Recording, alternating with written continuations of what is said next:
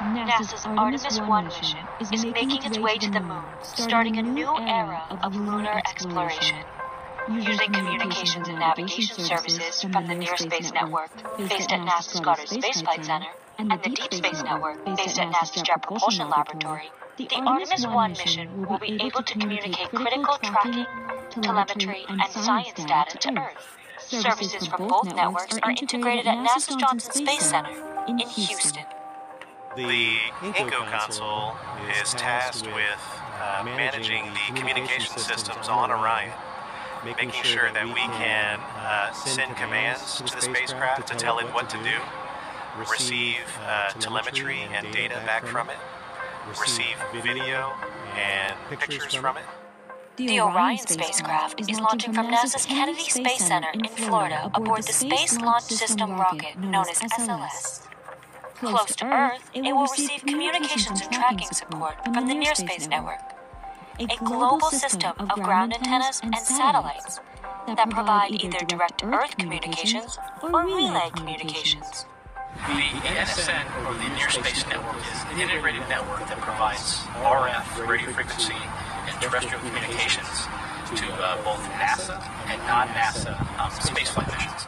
They support human spaceflight missions like Artemis, but they also support the launch vehicles like the Atlas V and Delta IV.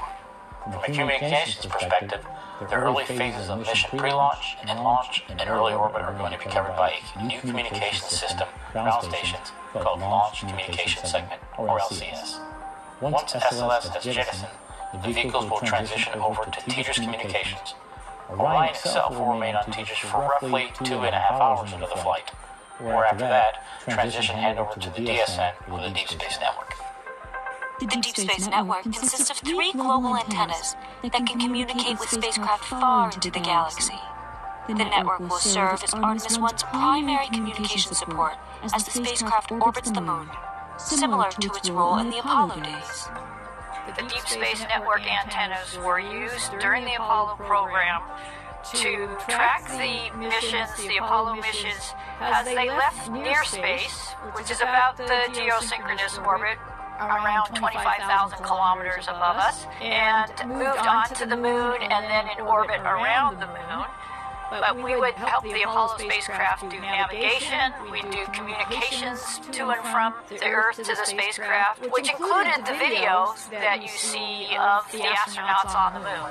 The Deep Space Network, it exists today, it can support missions at the moon, it will continue to support Artemis 2, Artemis 3, with the first astronauts returning to the moon. The Near Space Network and the Deep Space Network have a storied legacy in supporting moon-bound missions. To this day, space communications and navigation are central to communicating and tracking all missions, from near Earth to as far as interstellar space. Now, as Artemis 1 journeys to the moon, NASA sets its sights on the future of exploration, bringing the next humans to the lunar surface and eventually to Mars.